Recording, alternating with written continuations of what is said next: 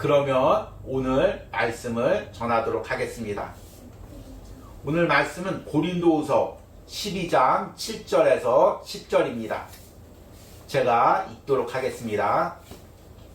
여러 계시를 받은 것이 지극히 크므로 너무 자만하지 않게 하시려고 내 육체의 가시 곧 사탄의 사자를 주셨으니 이는 나를 쳐서 너무 자만하지 않게 하려 하심이라. 이것이 내게서 떠나가게 하기 위하여 내가 3번 주께 간구하였더니 나에게 이르시기를 내 은혜가 내게 족하도다. 이는 내 능력이 약한 데서 온전하여짐이라 하시니라. 그러므로 도리어 크게 기뻐함으로 나의 여러 약한 것들에 대하여 자랑하리니 이는 그리스도의 능력이 내게 머물게 하려 함이라. 그러므로 내가 그리스도를 위하여 약한 것들과 능욕과 궁핍과 박해와 곤고를 기뻐하노니 이는 내가 약할 그때의 강함이니라. 아멘. 오늘 말씀을 이제 전하는데 사실은 오늘 이 본문 말씀만 읽어도 너무나 큰 은혜가 됩니다. 다 은혜가 되지만 특히 10절 말씀이 너무 큰 은혜가 됩니다. 제가 다시 한번 읽겠습니다. 그러므로 내가 그리스도를 위하여 약한 것들과 능욕과 궁핍과 박해와 곤고를 기뻐하노니 이는 내가 약한 그때의 강함이니라. 아멘. 우리는 이제 다음 주에 추수감사절 예배를 앞두고 있습니다.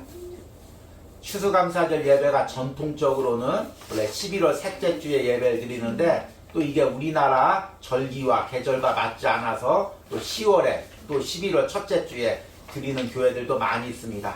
그런데 우리 온유하우스에서는 11월 셋째 주에 정통적으로 추수감사절 예배를 드리고 있습니다.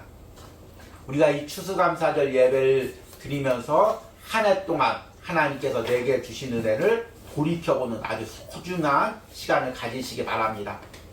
우리가 보통 감사할 때, 특히 추수감사절에 감사할 때는 보통 한 해 동안 하나님께서 내게 주신 것들, 또 내가 기도했을 때 응답하신 것에 대해서 감사를 합니다. 그러나 오늘 말씀의 제목은 하나님이 주시지 않은 것에 대한 감사입니다. 참 이 부분이 여러분들이 이해하기가 힘들고 또 납득하기가 어려울 것입니다. 하나님이 주시지 않은 것에 대해서 어떻게 감사할 수 있을까? 그런데 이 의미를 오늘 말씀 가운데 여러분들이 깨닫고 단순히 하나님이 주신 것에 대한 감사를 뛰어넘어 하나님이 주시지 않은 것, 기도에 응답하시지 않은 것까지 감사할 수 있는 여러분들이 영적 감사를 드리시는 은혜가 있기를 소망합니다. 오늘은 고린도후서 12장에 있는 바울의 감사의 고백을 우리가 읽었습니다. 그런데 오늘 바울의 감사는 하나님께서 기도에 응답해 주셔서 감사한 것이 아니라 기도에 응답해 주시지 않았음에도 감사하는 것입니다. 오늘 바울이 기도했던 것들이 무엇입니까? 7절에 보니까 여러 계시를 받은 것이 지극히 크므로 너무 자만하지 않게 하시려고 내 육체의 가시 곧 사탄의 사자를 주셨으니 이는 나를 쳐서 너무 자만하지 않게 하려 하심이라. 그래서 8절에 이것이 내게서 떠나가게 하기 위하여 내가 3번 주께 간구하였더니 지금 바울은 육체의 가시 사탄의 사자를 가지고 있었고 그래서 이것이 떠나가기 위하여 하나님께 3번 기도했다고 이야기하고 있습니다. 이것은 단순히 그냥 3번 기도했다는 것이 아니라 간절히 하나님께 기도했고 또 특별히 작정하면서 기도했던 것이 3번이었다는 것, 또 그 이상이었다는 그 의미입니다. 그러니까 바울이 이 육체의 가시, 사탄의 사자가 떠나가기를 얼마나 오랜 기간 간절히 기도했는지를 우리가 짐작할 수가 있습니다. 우리가 잘 알다시피 바울은 위대한 사도였습니다. 특별히 능력 많은 사도였죠. 병 고친 자를 또 병든 자를 고치시고 귀신 들린 자를 쫓아내게 하시고 또 바울 자신도 독사에 물려도 죽지 않고 또 심지어는 하나님께 기도할 때 감옥문이 열리는 기적을 체험한 그런 사도였습니다. 그리고 세계 방방곡곡에 다니면서 기적을 행하고 하나님의 능력을 행했습니다. 그런데 이런 사도 바울이 또 육체의 가시, 사단의 사자가 있을 때 얼마나 사역에 어려움이 있었겠습니까? 그래서 이것을 하나님 앞에 떠나가게 해달라고 계속해서 간절히 기도했습니다. 이 육체의 가시, 사단의 사자가 무엇인지에 대해서는 이제 여러 가지 해석이 있습니다. 오늘 말씀해 보니까 육체의 가시 그리고 곧 사단의 사자라고 이야기하고 있습니다. 그러니까 육체의 가시와 사단의 사자는 같은 의미입니다. 다시 한번 해석을 하는 거죠. 그런데 이 부분에 대해서 어디에 초점을 두느냐에 따라서 좀 다르게 해석될 수가 있습니다. 먼저 육체의 가시에 초점을 두었을 때는 이것이 사도 바울의 육체적인 문제, 육체에 가지고 있었던 질병이구나 이렇게 짐작할 수가 있습니다. 특별히 육체 가시 중에서도 이제 학자들은 사도 바울이 눈의 병, 안질이 있었다고 이제 짐작을 하고 있습니다. 우리가 잘 알다시피 사도 바울은 다메섹 도상에서 밝은 빛 가운데 예수님을 만났습니다. 그리고 3일 동안 눈이 멀어 있었습니다. 그때 하나님께서 아나니아라는 사람을 통해서 안수하게 하니까 눈에 비닐 같은 것이 벗겨져서 보게 되었다고 성경에 기록되어 있습니다. 그럼에도 불구하고 그 후에 이 사도 바울이 계속 눈의 연약함 때문에 계속해서 고통을 당했다는 표현들이 성경에 많이 나와 있습니다. 갈라디아서 4장 14절에서 15절을 보니까 너희를 시험하는 것이 내 육체에 있으되 이것을 너희가 업신여기지도 아니하고 버리지도 아니하고 오직 나를 하나님의 천사와 같이 또 그리스도 예수와 같이 영접하였도다. 이 말씀을 보니까 사도 바울이 육체에 연약함이 있었고 그럼에도 갈라디아 교회가 이 사도 바울의 육체 연약함을 통해서 업신여기지도 않고 무시하지도 않고 천사와 같이 예수님과 같이 대접했다고 고백합니다. 그리고 15절에 너희의 복이 지금 어디 있느냐? 그렇게 이 바울을 섬겼던 그 섬김의 복이 어디 있느냐? 내가 너희에게 증언하노니 너희가 할 수만 있었더라면 너희의 눈이라도 빼어 나에게 주었으리라. 여기서 눈을 빼어서 바울에게 주었다는 것은 이제 해석할 때 바울이 특별히 눈이 약하니까 정말 내 눈이라도 빼어서 바울 사도가 주의 일하는데 부족함 없이 내 눈이라도 드리고 싶다. 그 마음으로 바울을 섬겼다는 것으로 이제 해석할 수가 있습니다. 그러기에 바울이 이제 눈에 연약함이 있었고 또 이것으로 인해서 많은 사역하는데 지장이 있겠죠. 저는 이제 눈에는 건강에 문제가 없었는데 이제 최근에 한 2년 동안 주님은 나의 최고봉을 묵상하고 또 이제 시편 묵상을 하면서 계속해서 편집을 하고 초창기에는 또 핸드폰으로 찍어서 핸드폰 작은 것을 계속 편집하다 보니까 이게 눈이 좀 많이 안 좋아졌습니다.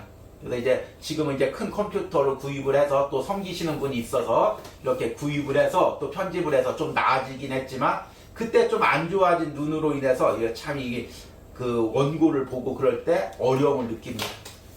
그러니 주의 종이 이 눈이 안 좋을 때 얼마나 연약함이 있겠습니까? 사역에 지장이 있겠습니까? 특별히 주의 종들은 육체나 가정에 문제가 있을 때 사역할 때 너무 많은 어려움이 있습니다. 예를 들어서 자녀가 좀 어려움이 있고 잘못되면은 남의 자녀를 위해서 기도하고 이 자녀를 축복해 주시고 좋은 대학교 가게 해주십시오 기도할 때 성도들이 어떻게 반응하냐면 자기 자식이나 잘 가르치지 자기 자녀나 잘 키우지 이렇게 무시할 때가 있습니다.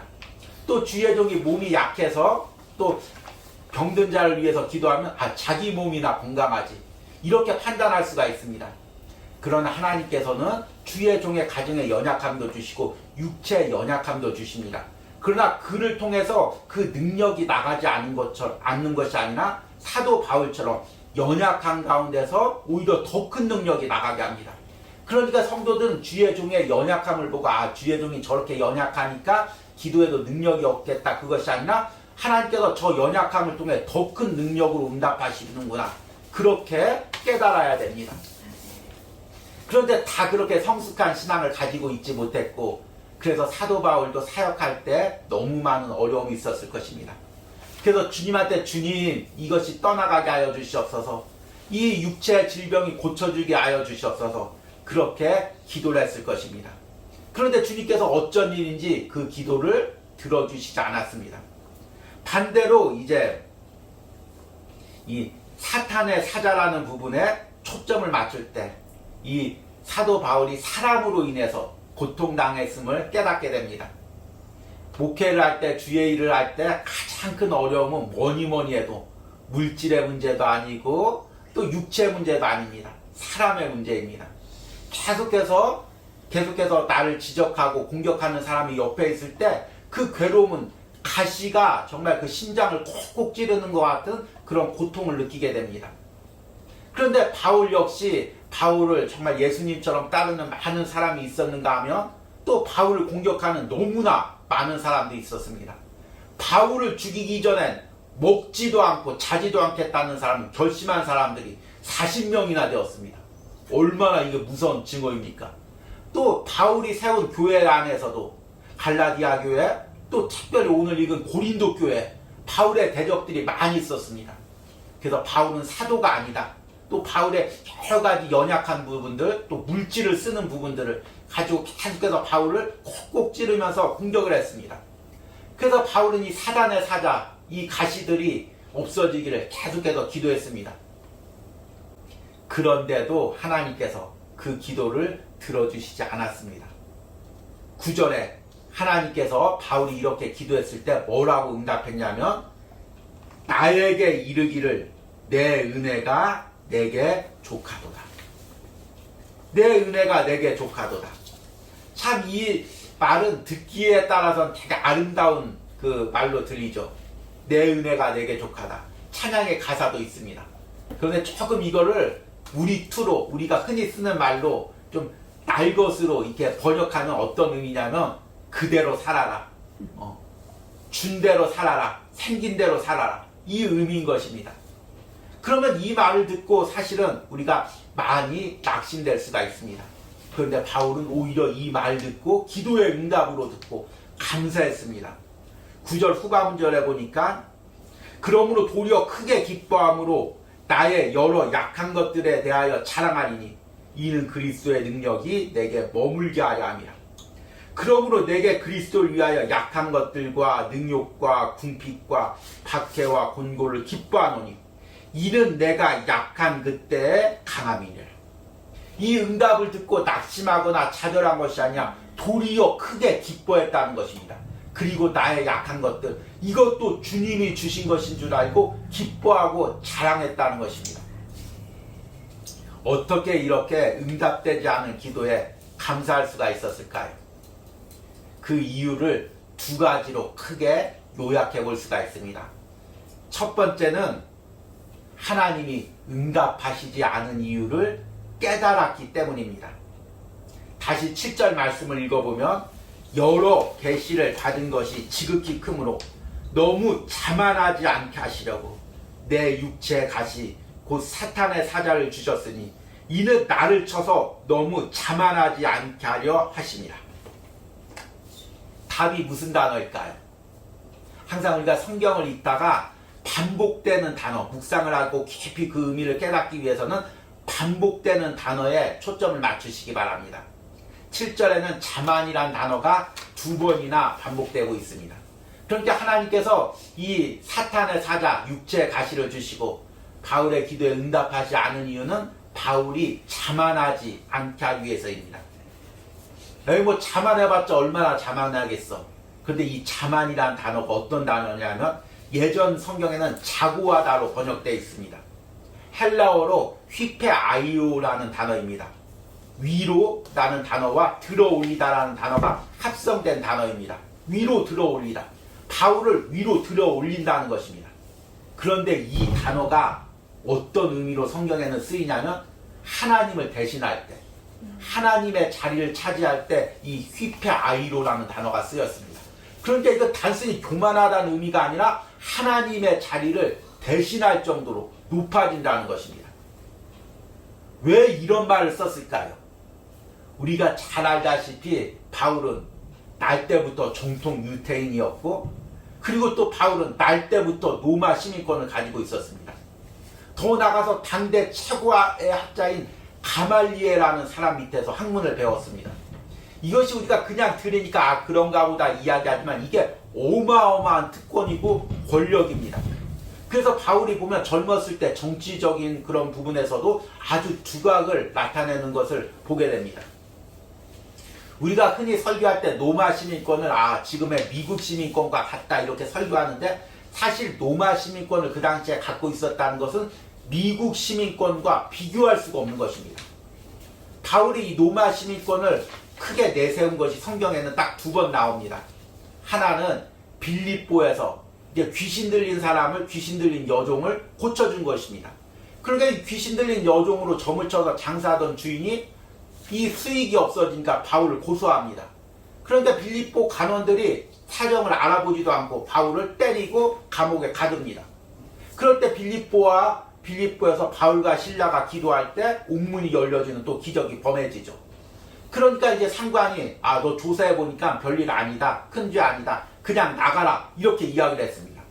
그러니까 바울이 그때 뭐라고 하냐면 사도행전 16장 37절에 바울이 이르되 로마 사람인 우리를 죄도 정하지 아니하고 공중 앞에서 때리고 옥에 가두었다가 이제는 가만히 내보내고자 하느냐?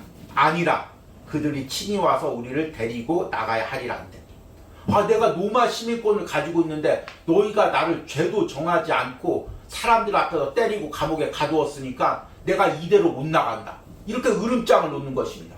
그러니까 그 소식을 듣고 상관이 깜짝 놀라서 얼른 감옥에 내려와서 사정을 해서 바울을 내보냅니다. 왜냐하면 당시에 로마 시민권을 가진 사람을 재판 없이 때리거나 감옥에 가뒀다가는 로마에 대한 영광, 또 로마 황제에 대한 모독으로 생각하고 그렇게 행한 사람을 최고 사형에까지 처할 수 있는 법률이 있기 때문입니다. 그러니까 이 빌립보 관원은 사형에 처하는 죄를 저지른 것입니다. 또 하나, 이제 사도행전 22장 보면은 바울이 이제 예루살렘에 가서 이제 복음을 전하죠. 그러니까 유대인들이 돌로 바울을 치려고 소요를 일으킵니다. 그러니까 천부장이 이게 지금 소요 사태가 일어났으니까 천부장이 출동을 하죠.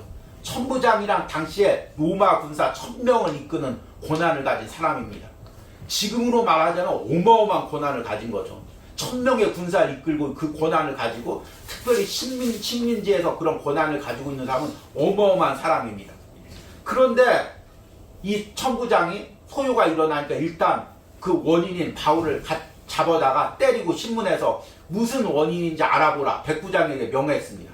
그러니까 바울이 백부장한테 너희가 지금 로마 시민권을 가진 사람을 갖다가 죄도 판결하지 않고 때리고 감옥에 가두려고 하느냐? 그럴 수 없다 이야기합니다. 그러니까 천부장이 깜짝 놀라서 당장 바울한테 달려옵니다. 그리고 이렇게 이야기합니다. 나는 나이가 들어서 돈을 많이 들여서 이 로마 시민권을 샀는데 너는 언제부터 로마 시민권자냐?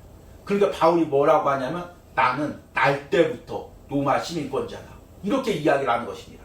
그러니까 그 천부장이랑 권한을 가진 사람도 나이가 들어서 많은 돈을 들여서 로마 시민권을 살 정도인데 바울은 태어날 때부터 로마 시민권을 가진 것입니다. 그것뿐만 아니라 정통 유대인이고 당대 최고의 학자인 가말리엘 밑에서 배웠고 아버지가 부유한 사람이고, 그러니 지금 말로 의미하면 다 갖췄다는 거죠. 우리가 흔히 이제 텔레비전에서 보면 뛰어난 연예인이 운동도 잘하고 좋은 학교 나오고 재능도 많으면 우리들이 뭐라고 이야기하냐면 다 갖췄어, 쟤는 부족한 게 없어, 이렇게 이야기하는데 바울이 다 갖춘 사람입니다. 좀 아쉬운 거는 성경에 보면 바울이 키가 작았다고 이야기합니다. 키가 작은 게 조금 아쉽죠. 그런데 문제는 이것뿐만 아니라 바울이 너무 큰 은혜를 경험했습니다. 담에색 도상에서 예수님을 직접 만나보았습니다. 그리고 기도하다가 3000층에 은혜, 하늘나라 가서 진짜 천국을 직접 본 그런 은혜를 경험했습니다. 그리고 복음을 전할 때마다 기적들이 일어납니다. 병든 자가 고침을 받고 귀신들이 떠나는 그런 기적이 일어납니다. 그래서 성경에 보면 바울을 예수님처럼, 천사처럼 그렇게 대하고, 심지어는 그 바울의 옷자락이라도 잡으려고 사람들이 그렇게 매달렸다는 것입니다. 그러니 교만 안 할래야 교만 안 할 수가 없을 것입니다. 아마 현대에 그런 정도의 배경을 가지고 또 그런 이제 그 은혜를 체험하고 기적을 일으키면 벌써 이단으로 빠져도 빠졌을 것입니다.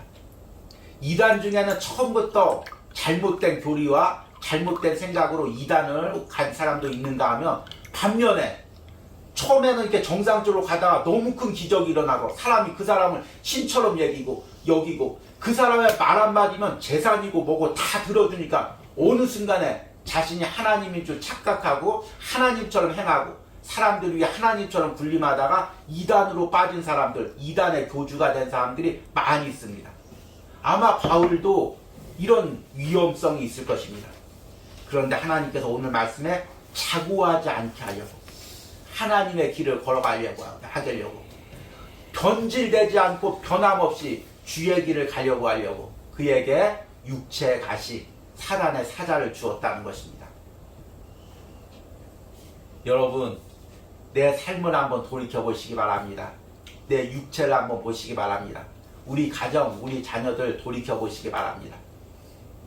나에게도 연약함이 있습니다. 많이 기도하죠.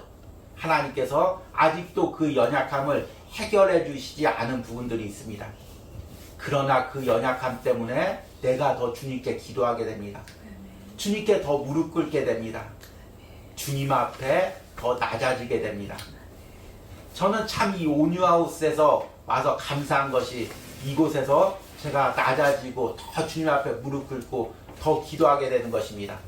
또 주님은 나의 최고봉으로 하루를 살아가는 시편으로, 또 주일 영상으로 많은 사람이 은혜 받았다고 고백을 해도 정말 자랑할 것이 없고 내세울 것이 없고 더 낮아져서 하나님 앞에 기도하게 됩니다.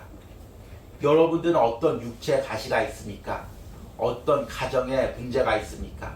자녀들 안에 어떤 가시가 있습니까? 이것이 나를 낮아지게 합니다. 이것이 다른 길로 내가 빠지지 않게 합니다. 이것이 주님 앞에 더 나를 진실하게 만듭니다.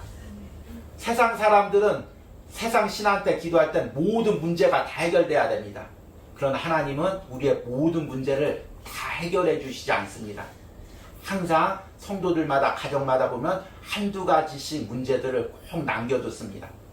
우리의 육체를 다 고쳐줄 것 같지만 또 남겨두신 문제가 있습니다. 그것은 그것으로 인해 하나님과 나의 끈으로 삼는 것입니다. 하나님을 벗어나지 않는 끈으로 삼는 것입니다. 그 끈 때문에 내가 계속 기도하고 하나님 바깥으로, 하나님 안에서 벗어나지 않는 은혜가 있는 것입니다. 바울에게는 그것이 육체의 가시였고, 여러분들에겐 그것이 무엇입니까? 그것을 주신 것을 오히려 감사하시길 바랍니다. 그것으로 인해 한 해 동안 더 간절히 기도했던 은혜를 더 감사하시길 바랍니다. 그렇게 기도할 때 하나님께서 또 내가 안전한 신앙의 반석 위에 서실 때 그 육체의 가시의 문제, 사단의 사자의 문제도 해결해 주실 줄 믿습니다. 바울이 두 번째로 감사했던 이유는 하나님이 더 좋은 방법으로 역사하실 것을 믿었기 때문입니다. 9절과 10절 말씀을 제가 다시 한번 읽겠습니다. 나에게 이르시기를 내 은혜가 내게 족하도다. 이는 내 능력이 약한 데서 온전하여짐이라 하시니라. 그러므로 도리어 크게 기뻐함으로 나의 여러 약한 것들에 대하여 자랑하리니 이는 그리스도의 능력이 내게 머물게 하려 함이라. 그러므로 내가 그리스도를 위하여 약한 것들과 능욕과 궁핍과 박해와 공고를 기뻐하노니 이는 내가 약한 그때 강함이니라. 여러분, 우리가 약하기 때문에 강한 것입니다. 연약하기 때문에 하나님의 능력이 있는 것입니다. 여러분, 내가 앞에서 이야기한 것처럼 다 갖췄다고 생각해 보십시오. 내 힘으로 다 해결할 수 있다고 생각을 해 보십시오. 누가 하나님 앞에 무릎 꿇겠습니까? 아무리 신앙이 있어도 내 힘으로 해결할 수 있는 사람은 점점 무릎 꿇는 시간이 적어집니다. 그리고 하나님 앞에 간절히 나가질 못합니다. 그러다 보니까 하나님과 연결끈들이 점점 느슨해집니다. 우리 그리스도인들의 능력은 다 어디서 옵니까? 내 지혜와 내 능력에서 오는 것이 아니라 하나님과 연결 관계에서 오는 것입니다. 그래서 하나님과 깊이 연결될수록 우리는 더 큰 능력을 행사하게 되고 더 큰 능력으로 주의 일을 감당하게 됩니다. 그런데 그 능력이 바로 약함에서 나오는 것입니다. 내가 약하기에 더 기도하고 약하기에 그 약할 때만 누릴 수 있는 은혜가 있는 것입니다. 2년 전에 이곳에 와서 처음 무릎 꿇고 이제 주 오스왈드 챔버스의 주님은 나의 최고 묵상을 시작하게 되었습니다. 그런데 그 묵상들 하나하나를 제가 지금 영상으로 봐도 그렇게 고백하고 그렇게 기도할 수 있었던 것이 그 시간밖에 할 수 없었다고 생각합니다. 그때 내가 약해졌을 때, 그때 주님밖에 의지할 수 없었을 때 그렇게 묵상하고 주님께 간절히 기도할 수밖에 없었음을 깨닫게 됩니다. 그리고 올해 하루를 살아가는 시편 묵상을 이어가고 있습니다. 시편 묵상에 보니까 정말 다윗이 사울왕에게 쫓기면서 또 동굴에 거하면서 또 유대 백성들이 바벨론의 포로로 끌려가면서도 하나님께 간절히 기도합니다. 세상의 악인들에게 그 모략과 술수에 짓밟히면서도 하나님 앞에 바로사 위로 몸부림치며 기도합니다. 그 기도들 하나하나가 내 기도가 되었습니다. 그 기도들 하나하나 고백이 나의 고백이 되었습니다. 그래서 이 시편 묵상이 단순히 어떤 주석이나 어떤 설교가 아니라 나의 고백이고 나의 묵상이고 나의 기도가 되어서 여러분들에게 전달하고 있습니다. 그래서 이것이 은혜가 된다고 생각합니다. 이것이 하나님이 주신 은혜고 이것이 하나님이 주신 능력입니다. 약할 때 하나님께서 내게 능력을 주셨다고 생각을 합니다. 그리고 이제 빠른 시간 안에 또 이 온유하우스와 또 이 주변에 또 하나님의 예배처와 또 교회를 세우려고 기도하고 있습니다. 참 그런데 이곳이 참 험악한 곳이죠. 대학가 주변이라서 이제 너무 강한 이단의 세력들이 있습니다. 하루라도 그들을 안 보는 날이 없습니다. 길가만 나가면 항상 3명씩 모여서 그 대학생들 잡고 그 잘못된 복음을 전하고 있고, 또 이들은 물질과 또 그 사람들이 많기에 곳곳에 그들의 센터를 세우고 정말 몇 층짜리 건물들을 세워가고 또 많은 돈으로 장학금도 주고 또 해외 연수도 보내고 또 어떤 여러 가지 세미나를 하면서 그들의 세력을 확장하고 있습니다. 참 이 작은 내가 무엇을 할 수 있을까? 연약한 우리가 무엇을 할 수 있을까? 과연 이 지역에 하나님이 그 교회를 세우실 수 있을까? 많이 고민하고 기도하고 있습니다. 그러나 오늘 말씀 가운데 약할 때 강함이 되십니다. 그래서 내년에는 정말 복음적인 묵상을 이 온유하우스를 통하여 여러분들에게 전하려고 합니다. 복음이 왜곡된 가운데 정말 복음이 무엇인지 말씀을 통하여 그 복음의 진리를 사람들이 듣든지 안 듣든지 전하려고 합니다. 여러분들 이것을 위해서 많이 기도해 주시기 바랍니다. 이것이 또한 영적 싸움입니다. 그러나 내 힘으로 싸우는 것이 아니라 내가 가진 물질로 싸우는 것이 아니라 내가 가진 건강으로 싸우는 것이 아니라 내가 가진 능력으로 싸우는 것이 아니라 오늘 말씀처럼 약할 때 주님께서 능력 주셔야 가능한 것입니다. 이 약한 온유하우스를 통하여 또 이 약한 주의 종을 통하여 하나님께서 이 지역에 복음으로 역사하기를 간절히 소망합니다.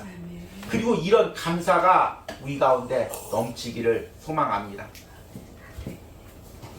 이제 오늘 말씀을 맺으면서 이제 우리가 진정한 감사, 하나님의 시각으로 드리는 감사가 무엇인지에 대해서 이야기하려고 합니다.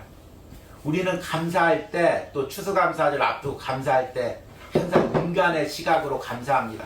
하나님이 이것을 주셨으니 감사합니다 하고 감사하고, 또 하나님이 주시지 않은 것에 대해서 이것을 주시지 않았으니까 안타까워합니다. 그러나 여러분, 이 시간에 우리가 영적인 눈으로 하나님의 시각으로 나를 바라보시기 바랍니다. 내 인생을 바라보시기 바랍니다. 우리 가정을 바라보시기 바랍니다. 우리 자녀를 바라보시기 바랍니다. 하나님이 일하고 계십니다. 그 하나님이 일하고 계심이 지금 눈에 보일지 않을지라도 영적인 눈으로 보고 미리 감사하는 은혜가 우리 가운데 있길 바랍니다. 이것이 하나님이 추수감사절 때 진정으로 받기를 원하는 영적 감사인 줄 믿습니다.